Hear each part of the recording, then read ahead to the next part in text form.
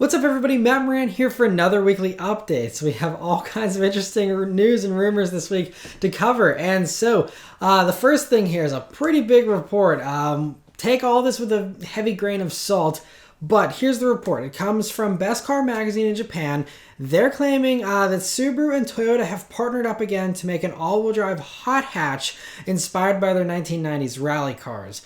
So they claim it'll be about the same size as the current Subaru Impreza hatchback, and that both the Subaru and the Toyota versions will run the Subaru 2.4 liter flat 4 turbo along with Subaru's all-wheel drive system. So if this is true, that means it's completely different than the Toyota hot hatch that they're working on. That's likely a GR Corolla that's been rumored to have the GR Yaris engine, which is a 3-cylinder inline 3 that's turbocharged, and the Yaris's all-wheel drive system, or they might just make a front-wheel drive. Regardless, that sounds like a completely different thing than what this is, because this is using all Subaru stuff and essentially sounds like the next generation WRX or WRX STI. Except Toyota gets a version, and there'll be a hatchback, which previously it sounded like Subaru was only doing sedan versions of the WRX and WRX STI. So maybe Toyota's like, hey, we'll pay for the hatch development if we get a version as well or something. I don't know if that's how it played out or what. But on the Subaru side, it could also be some type of differentiation for them if, yes, they're basically giving away the WRX to Toyota, but it could be different enough that Subaru can still be safe. So there's a couple different theories here. So one theory is that, it gives if for example, if Toyota decided not to make the GR Corolla all-wheel drive and they only made a front-wheel drive, and then a bunch of people were upset and said, oh, if only it had all-wheel drive, I would have bought it. This could maybe be the car for those people and be like, oh, but wait, we have another hot hatch coming and this one's going to use Subaru stuff, but it'll be a Toyota and have all-wheel drive, and maybe that'll make some people happy. I don't know. I don't think that people are going to be very happy about a rebadged WRX though, regardless of what Toyota does with it. But Autoblog has an interesting take for this. So they imagine it could actually use the recently trademarked Celica name and make it a two-door coupe with a hatch. And be a cool successor to the Celica GT4, maybe called the GR4 even. I just thought of that. But, could do something like that, and that would give it sufficient differentiation from the WRX if you have a two-door hatch coupe thing instead of, the four doors. Because so far, the only WRXs we've seen spied were regular sedans. I don't know, like I said, if this is true, I'm sure a lot of Subaru fans will be upset about it as well, because the WRX is really the one super unique thing that Subaru has. It's still a little bit niche, and so, giving that away to Toyota, wouldn't be super exciting, but we'll have to wait and see. And again, this is just a rumor, could just be some magazine clickbait. I have no clue, but interesting to hear nonetheless. Another report from Best Car. They have a bunch of stuff this week. They're also reigniting the rumors about Lexus bringing back F models. And so they claim the ISF, LSF, and LCF are under development again. And so we did see that there was an LCF prototype spied, I think back in 2018 actually. And so, the rumor back then was it was going to run this new twin-turbo V8 that Lexus was working on. It was also going to end up in their SUVs and stuff. And that engine could still very well be on its way. But the LCF was reportedly canceled due to COVID and stuff like that. So if these rumors are true, maybe this stuff is back on the table now. Things are getting a little bit better for Lexus and Toyota. I don't know. But basically, they're saying that the ISF would use the 5-liter naturally aspirated V8. That's the same one currently used in the RCF. No surprises there, except for the fact that, this generation of IS has been around for 8 or 9 years now at this point, and you would think that they would have done an F version by now if they were going to. If it fits and it was good, then why not do it all these years? So, I don't know, maybe they're trying to generate more interest in the IS. We'll have to wait and see, but so there's that. The LSF seems to be a little bit more unlikely, but that's claiming it's going to get the same motor as the LCF, which is going to be that twin-turbo V8, which they claim does 661 horsepower and 480 pound-feet of torque, by the way, which would be a monster of an engine. And so for the LSF, it would kind of compete with the Mercedes S63. And then for the LCF, of course, that would just make it like the new supercar within Lexus, which would be pretty sweet. We'll have to wait and see on all that if that turns out to be true. But it's fun to think about nonetheless. The last report from Best Car, though, here involves Lexus as well, but this time the next generation LX. So they claim it's going to be more differentiated from the Land Cruiser that it's going to be based on for the next generation version, with a more premium interior. I'm not the only one that doesn't like it, and a more unique exterior as well. And so they said it'll be more unique than the current differences between the LX and the Land Cruiser currently. So that's what they're claiming. They also say it will continue to use a ladder frame and will continue to use a 5.7 liter V8 engine, the same one that's in there currently. And they say that is an interesting change, because in the Land Cruiser it's going to get a new twin turbo V6. So the Land Cruiser will get a new engine, the LX will get the old engine and just keep that. So that could kind of divide them up a little bit more distinctly than before. And speaking of the Land Cruiser, it's supposedly arriving this September, but only for the rest of the world, and it won't be offered here in the United States, according to this report. And this keeps going back and forth. There's dealers that are saying, no, we're getting it, and others that are saying, no, we're not. Who knows what's happening with the Land Cruiser currently, but sounds like something's in the works, regardless of where it ends up, being sold. But interesting to hear all those reports. There's more Lexus rumors, though, this week. This stuff comes thanks to Automotive News, and so they spoke with the chairman of the Lexus National Dealer Advisory Council. So a guy that's kind of up in charge of a lot of the dealerships and stuff. And so he's claiming that a bunch of stuff is coming here. And this is some pretty fresh stuff that we haven't heard before. First, he says that there's going to be a 3-row crossover coming relatively soon to fit above the RXL and be like an actual usable third row, unlike the RXL, which is kind of a cramped third row, but will be below the GX and LX. Because I think from a dealer standpoint, buyers just want a normal 3-row crossover like everyone else sells. And with Lexus, you have, the barely usable, RXL, and then you have the huge truck gas guzzling things with all their off-road stuff that most Lexus buyers don't care about.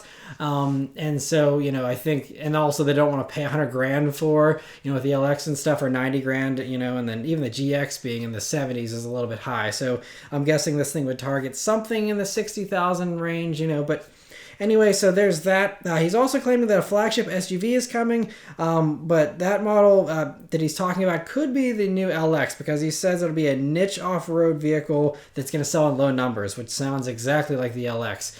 But then he also refers to LX refreshes as well, which we know the LX is getting a new version, probably not a refresh. So take everything this guy says with a grain of salt. We'll have to wait and see on all this. But that's the kind of stuff that he's laying out here. The last new model that he talks about is a fully electric vehicle, which was already partially confirmed by Lexus officially. They have an official teaser video I talked about a few months ago, which shows, they even give the specs for it and everything. It's going to have like 400 horsepower and stuff. So that's no secret or surprise. So, I guess he's just deciding to, reiterate that is coming. And lastly, he claims that Lexus will be reworking their infotainment system as well, which I'm happy about, because it is something that is one of the weaker spots of the Lexuses. So that'll be nice if they update that. And anyway, he says that all these things should be coming in the next 2 to 3 years. So keep an eye out to see if this stuff actually comes true. And for some brief confirmed Toyota news this week about future models, the company officially announced this week that 2 battery electric vehicles and 1 plug-in hybrid are going to be debuting this year from actual Toyota themselves. And so they did say that one will be an SUV, and so that's likely the thing they partnered up with Subaru on. That's going to be about RAV4 and Forester size, which could potentially be the same thing as that Lexus that they teased, similar types of size and stuff. So that could be that one. Thanks to their teaser image they also posted with this news, the other one looks like it's going to be a sedan actually, which is kind of a little bit of a surprise, but a welcome surprise at that. And it's anybody's guess as far as what the plug-in hybrid's going to be. That I'm guessing it'll be the RAV4 Prime setup in something else, and I think anything with a TNGA platform potentially could work with that setup. So, that's anyone's guess. It could be Camry, it could be Highlander, anything else, honestly, Corolla potentially, who knows. But regardless, that all sounds to be very promising. And I love the RAV4 Prime, so putting that powertrain and more stuff sounds great to me. And the electric stuff sounds cool as well. So we'll have to wait and see. But at least that is confirmed. Toyota said that is what is coming for sure this year. So good to have some concrete information. And speaking of electric cars, Audi this week has officially revealed the 2022 E-Tron GT and RS E-Tron GT in their actual production versions now. So amazingly, they look almost identical to the concept car, which is pretty impressive. Always exciting whenever companies actually manage to pull that off. And so the cliff notes here, though, is that it's basically a Porsche Taycan underneath. sharing the same batteries, the same motors, and even the same 2-speed transmission. The regular E-Tron GT gets the same motor setup as the Taycan 4S, meaning 469 horsepower continuously, 465 pound-feet of torque, but then a launch mode bumps the power up to 523 horsepower for 2.5 seconds, just like in the Taycan, just for that launch. And 0 to 60 for that one's going to be 3.9 seconds with the top speed of 152 miles per hour. And then both E-Trons also get the same battery. So they both have a 93 kilowatt hour setup. They can do 300 miles of range on the easier European testing cycle. And I believe that's with the less powerful version there. The RS models, though, pair that battery with the more powerful rear motor for a slightly unique power output that's different from the Taycan. It does 590 continuous horsepower and can jump up to 637 horsepower in launch mode. And so torque is 612 pound-feet on that one. And that'll do 0 to 60 in 3.1 seconds. And that actually makes it about 27 horsepower less than the Taycan Turbo in regular driving and 34 less under the Turbo in launch mode.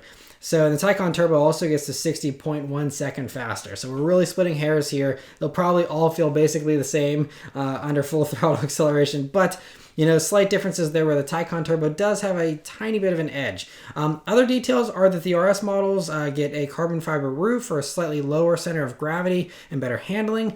Both versions also can have 4-wheel steering if you pay for it, and there's an air suspension that's standard on the RS but optional on the regular GT. Also standard on the RS and optional on that GT is an electronically controlled rear diff with variable locking to put the power to the ground as best as possible. The interior is pretty standard top of the line Audi stuff with their fantastic digital gauges, a 10.1-inch touchscreen, and interestingly though, it does not get a second touchscreen like some of the other Audis do. So that's kind of surprising. You'd think this like high-end, top-of-the-line Audi would have the top-of-the-line interior, and they kind of don't have as many screens as the other stuff, which is interesting. It actually makes this, I think, a little lower tech feeling than the Taycan, which feels really futuristic inside. So anyway, that's interesting, but sadly, it seems like it's going to be about as expensive as the Taycan 4S version, starting at $99,900 for the base model, which is only $4,000 less than the Taycan 4S. And then the RS version of the e-tron here starts at $139,900, so $140,000 for the RS version, which is $11,000 less than a Taycan Turbo, but remember you get a tiny bit less power as well. And it's so, yes, you do save a little bit of money there, but it still seems hard to justify over a Taycan. I was hoping the Audi would come in significantly cheaper, not a few grand here, a few grand there. Like I was hoping it'd be like, 10, 20 grand cheaper or something like that. And also now you can get a base Taycan for 80 grand, which if you're okay with rear-wheel drive and the slower amount of power, that is the cheapest way to get into this platform. And yeah, I don't know. It's interesting. I personally don't think it looks as exciting. Even though it looks like a concept car, I still just think the Taycan looks a lot more exciting and crazy looking and futuristic and stuff. But that's, of course, subjective. But anyway, if you are interested in one of these e-trons, they're going to be available this summer. So cool to see that. Speaking of Porsche, though, they've teased the 992 911 GT3 this week before its debut on February 16th. So it sounds fantastic in the teaser video, which I will link there so you can check it out. Sounds really, really good, and I'm excited to share all the details on it next week whenever all that stuff gets posted. In some unofficial Porsche news this week, a member of the Taycan EV forums discovered these European patent images of a new model.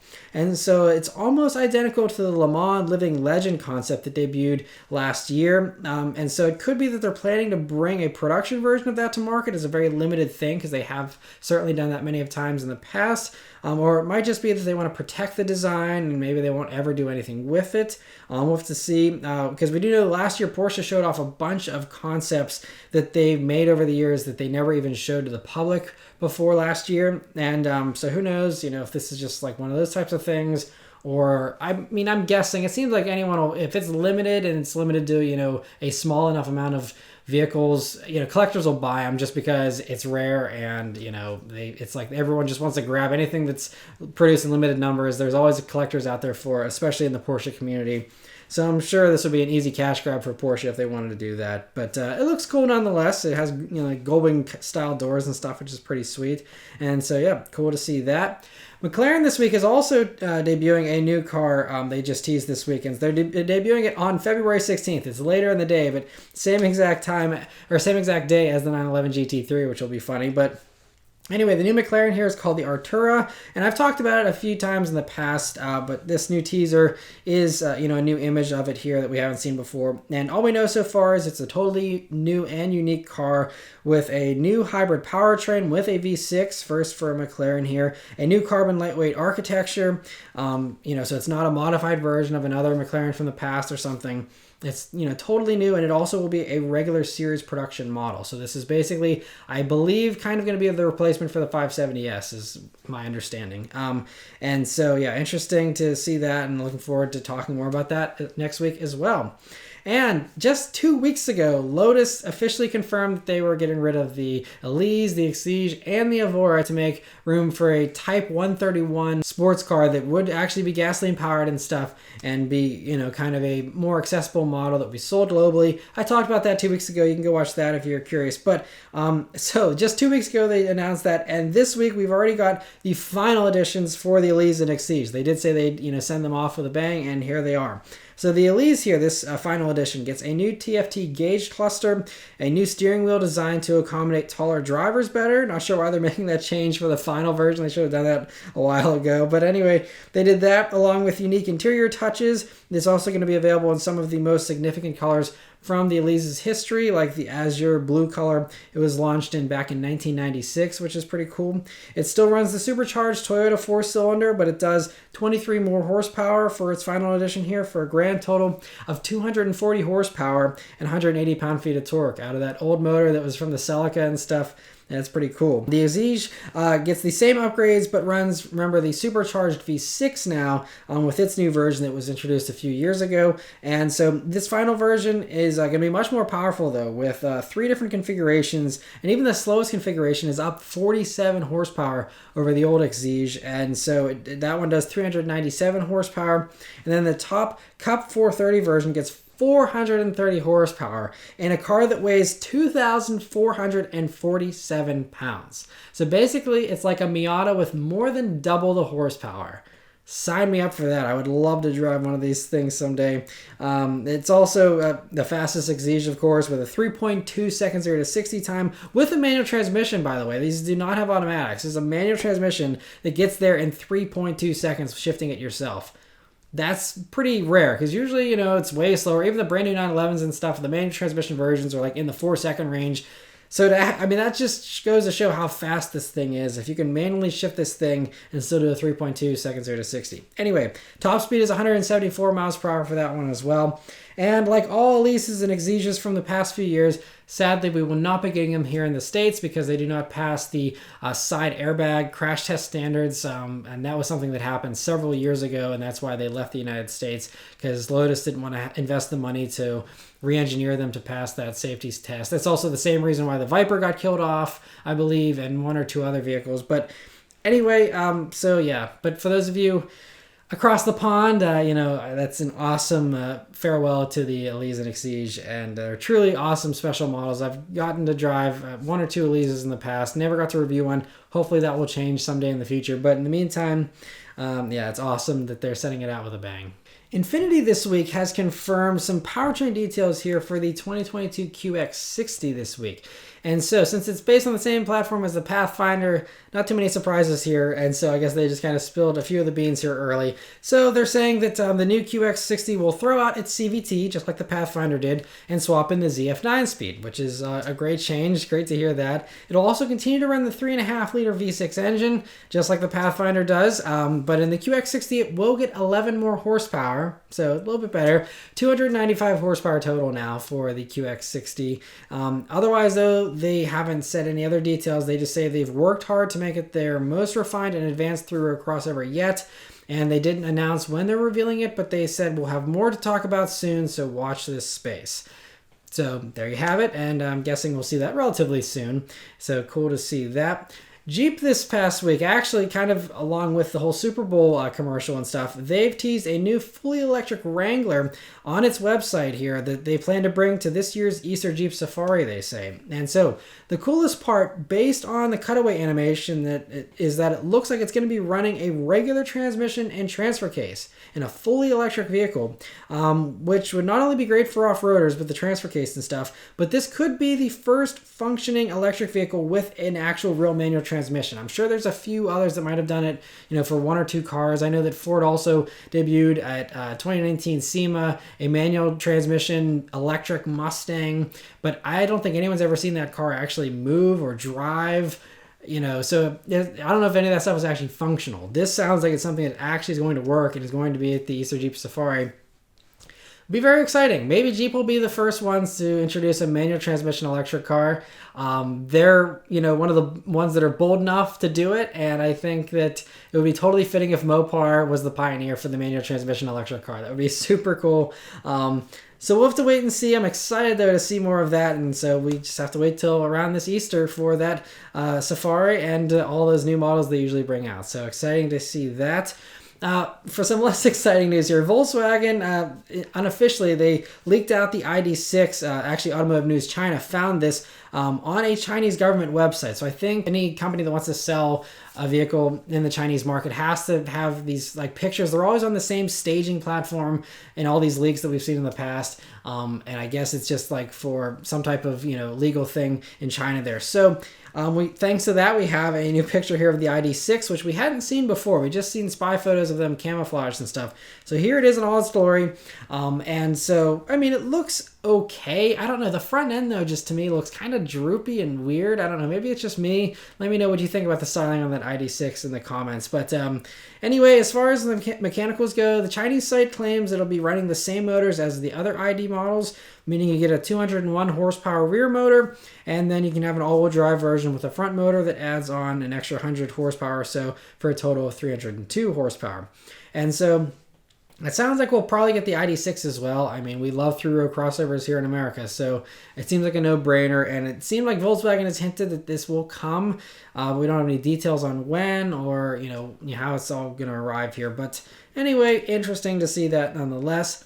The last little bit of news this week is a little bit of electric news as well. So that is that the deal between Apple and Kia that's been, the biggest story here of the past few weeks, that has officially fallen through. It's not happening now. So Hyundai confirmed this, that they are no longer in talks with Apple. And so there's a bunch of drama behind the scenes, it sounds like, as far as I guess they were in talks with Apple even way back in 2018. It was like, do they want to just be a supplier for Apple and manufacturer for Apple? Because Hyundai and Kia, they really like to build their own stuff. They use their own transmissions. They use their own engines. They don't do any parts sharing with anybody. They don't buy transmissions off of ZF like a lot of other companies do, anything like that. And so I think there was some hesitation there from within Hyundai and Kia. And then also, it was also kind of awkward because Hyundai was like, we were talking with Apple a few weeks ago. And then they hurried up and backtracked and they're like, oh, we're talking with lots of people. I guess they got heat from Apple maybe because we know Apple is very secretive. And so for Hyundai to come out and be like, hey, we're talking with Apple, that might have also kind of killed some of the deal as well. Whatever the reason is, it's not happening anymore. And so, Apple is Apple. They have plenty of money. They can definitely find other companies. I know Nissan, Renault, I think even FCA were thrown around as potential partners in the past. I'm sure they could literally call up just about anybody. If they throw enough money at them, most companies would probably go for it. So we'll have to wait and see, how that happens, but I'm sure Apple will find a way to get their car to market, and we'll see, who they start talking with next. But interesting to hear that. But yes, that's it for all the news this week, guys. So hopefully you guys enjoy this weekly update. Let me know your thoughts and everything in the comments below. Thank you guys very much for watching. Please continue to stay safe and healthy. I'll see you guys in the next one. Take care.